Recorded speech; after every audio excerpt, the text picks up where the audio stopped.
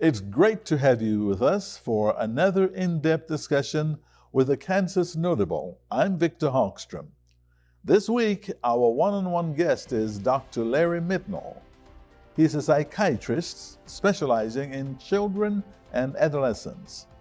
Originally from Texas, Mitnell joined Wichita's Ascension Via Christi Medical Group in 2017.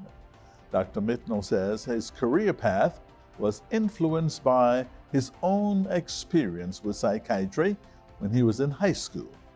But helping young people is not just his vocation, it's his life. He has 5 children of his own. In 2021, Mitnell began hosting a monthly program on PBS Kansas, that's this station, and it is called Cause for Hope, focused on the mental health of kids and teens. We hope the show will prove valuable for families navigating their ways through challenging times. Coming up, we'll talk about that and discover why Dr. Mitnell finds his job so rewarding and why he is hopeful for the future.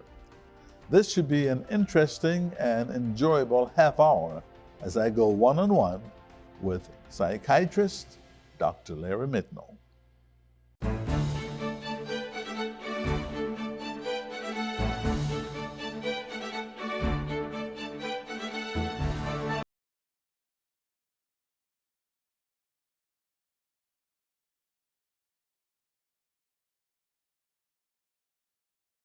Joining us, I'm Victor Hawkstrom. It's a pleasure to welcome Dr. Larry Mitnell to the program. Doc, welcome to One-on-One. Thank you for having me. It really is a pleasure.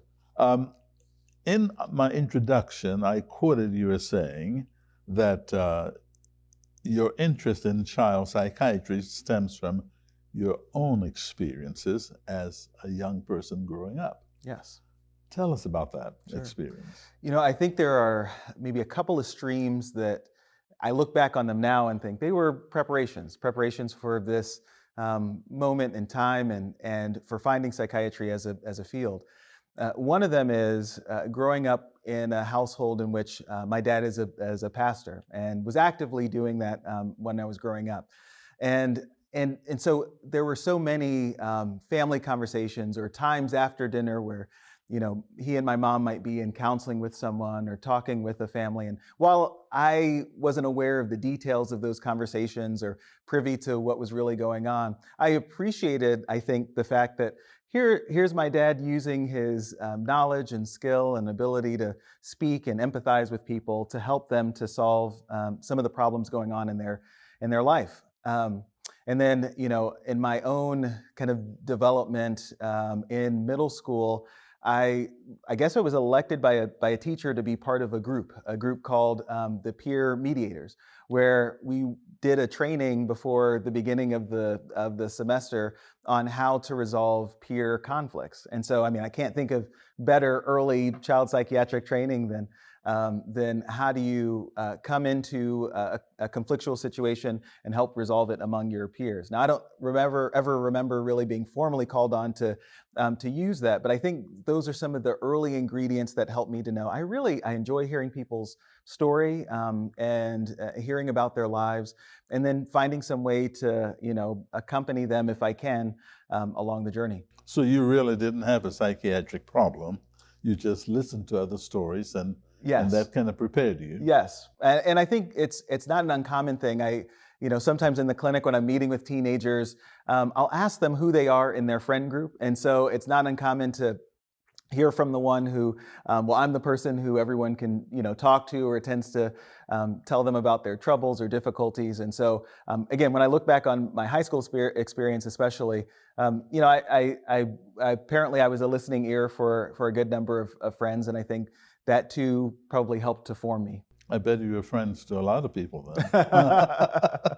I did. I had a lot of fun those days. Yeah. You also from a military family. Yes, I am. So I grew up in Fort Hood, Killeen, Texas, and so that's an Army base, and we had moved around quite a bit. So I was born in Germany, and we did Georgia, New York, Germany, Texas. So Wow.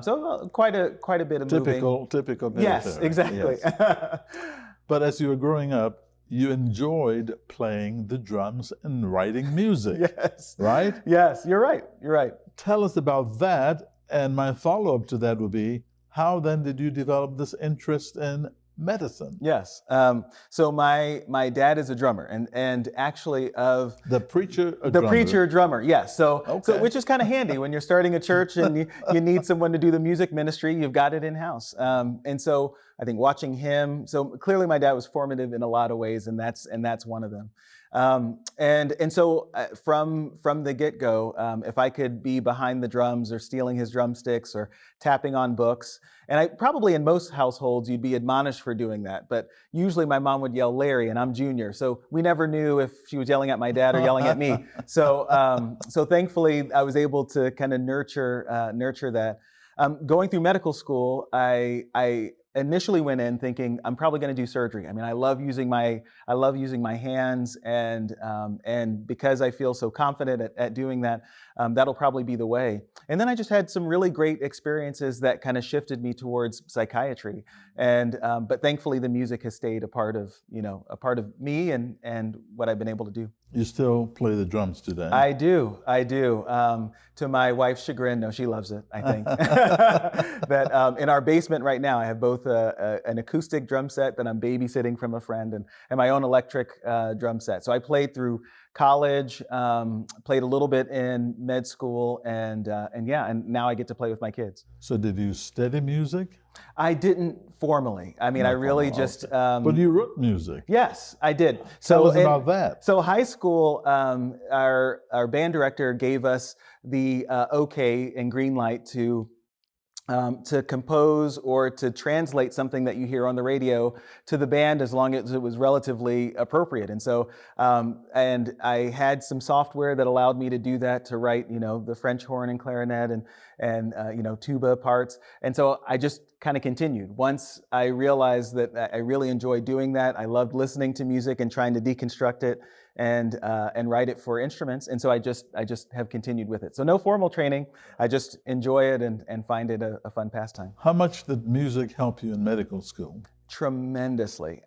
In many ways, it was, other than kind of the support of my wife and family, I mean, I think the other pillar for me that helped me so much, I mean, med school, like I think any school, it requires just a lot of time, a lot of focus, a lot of energy. And so you really are in desperate need of times to just be able to relax and enjoy yourself or operate another side of your brain. So, there was no better break from memorizing lists of viruses than sitting down with a hand drum and bongos or a guitar and playing and making music with friends. You mentioned your family. Tell us about your family. We Yes. know you have 5 children. Yes. So my wife and I have 5 children. The eldest is almost 13, and the youngest is 3. So we have 4 boys and 1 girl, and they are everything. I mean, I think I think all parents would probably say that too. They kind of reorganize your life and help give it that much more focus. And in my world of sitting and working with families, I think one of the things it probably offers me is maybe some humility too, about how difficult and tough it can be to try to be everything for your children as well. So I think I come home from work and then I hug them extra tight, thinking about all the lives that I've been kind of walking alongside during the day.